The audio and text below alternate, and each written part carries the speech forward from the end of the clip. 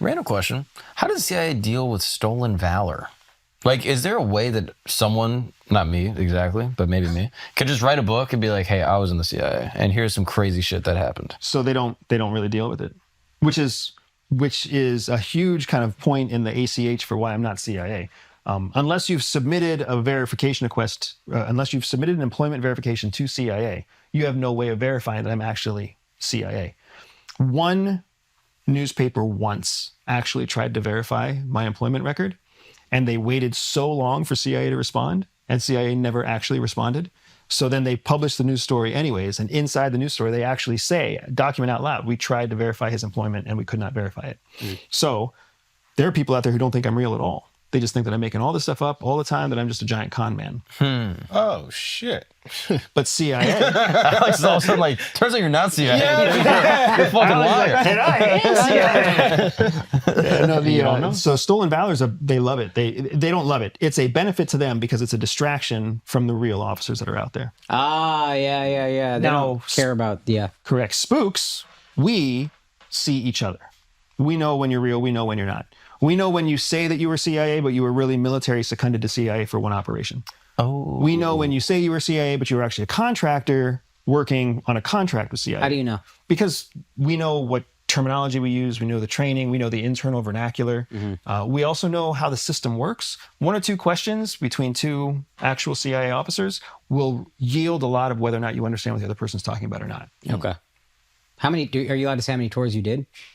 I was a 5-tour officer before I left. Yeah. Wow. So they had big plans for you. Yeah. And that was one of the things that made it hard to leave. One of the things that made it hard to leave was this was our second tour.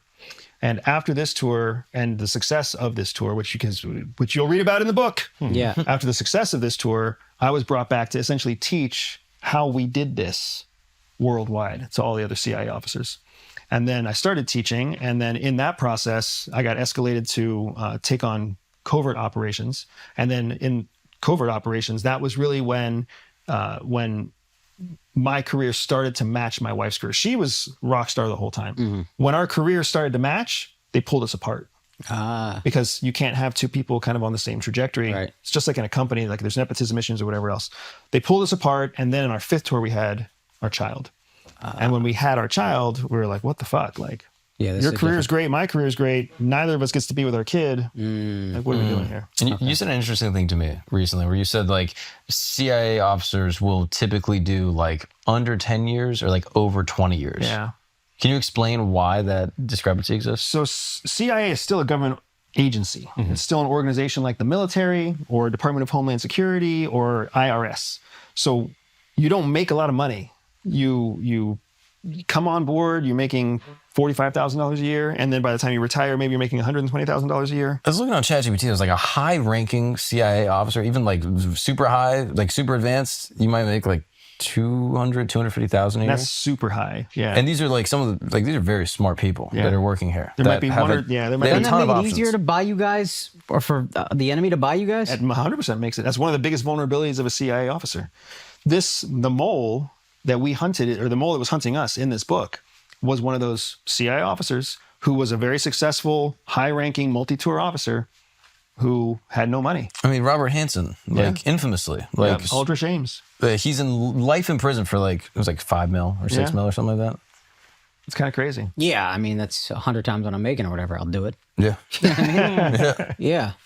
Okay. One second. You don't think the book maybe discourages future aspiring CIA agents from joining? I think this book is going to encourage future CIA agents, because if you are a good fit for the CIA, you're going to understand why they did what they did. If you're a bad fit to work for CIA, you're going to look at this and be outraged in some way, shape, or form. CIA already is, they're going to filter out the people who understand that mission comes first. And all this book is an example of mission comes first. Oh, okay. When mission didn't come first, we resigned and we left because we wanted to be parents first, and we wanted to be a married couple first, and we wanted to start a business. Yeah, and I don't think anybody who wants to be in CIA would be like, oh, their life was in danger, I'm not in anymore. I think they know your life is in danger. Yeah. So, yeah, you know what I mean? To get back to Mark's question just real quick, you'll find that there's a lot of federal workers in general who stay in less than 10 years, or go all the way to retirement, which is over 20 years. Because up until that 10-year point, you haven't invested half of your time into one career. So you can try it on for 3 or 4 years. Does it work? Do you like it? You're still young enough to change everything. You're still young. You're probably not married. You probably don't have kids. You probably don't even have a house. At less than 10 years, it's easy to reset your life. Yeah. But at 12 years, well, shit, I might as well just stick out another 8 and get the pension. And then at 20 years, they offer you some sweet deal to keep you in for another 2 or 3 years. And you're like, I'll just 3 more years. Yeah. Right. I have one of my favorite people in the world. And if he's watching, you're one of my favorite people in the world, is my cousin-in-law. He's the man who married my cousin. He was a Naval Academy graduate. He was a competitive cyclist. He was always super fit, like super focused, super hardworking, super successful guy. But he became an officer in the Navy, and they assigned him to submarines. And now he's 19 years, almost at retirement, and he carries way too much weight. His weight is such a problem. Like. Yeah. It's a health issue. It's a health issue. I get it. It's an erectile issue. Yeah. No. You're one of the few things I got going for me. You'd be great for a submarine, dude. That'd be fucking awesome. Got a hard dick that no one wants to fuck. You help sink the hard submarine. dick I can't see anymore. Is it hard for that's you interesting. to leave with your, what's it called? Wife, Alex, wife. I know you don't know a lot about those. Wife. Like clearances. So, 'Cause wasn't Trump trying to do away with that? So I left before Trump took office. And you're correct. And I agree with Donald Trump in this as well. When I left CIA in 2014, I kept my TSSCI, my top secret special compartmented information. I kept my TSSCI for another 2 years because policy was that your security clearance times out. So after 2 years, it drops by half. So after the 3rd year, it drops all the way. So I was a top secret clearance for 2 years, even though I wasn't in government. And then I was still a secret clearance for another year after that with no reason to have a secret clearance. There is no reason for that. That's not helping national security to let people have that level of clearance. I could have left CIA on Monday and been hired into Northrop Grumman on Wednesday and assigned to a super sensitive case with NASA on Thursday because of my clearance carrying over. And maybe that doesn't sound crazy. A year and a half after I left CIA, I could have been hired by Northrop Grumman and walked into a NASA operation where I immediately had TSSCI clearance. What was I doing in that year and a half? Who was I talking to? What friends was I making? Okay. Right? It's a massive security gap. Okay. So Donald Trump, when he came into office, he was like, we're getting rid of these carryover clearances. If you're not actively in national security, your clearance is gone. Which CIA probably hated that, or at least the officers there, because they're like, I'm able to make a crazy bag when I leave because I'm able to use my clearance to get a private security contract or an arms contract somewhere else. Correct, and that's a big part of our retirement plan.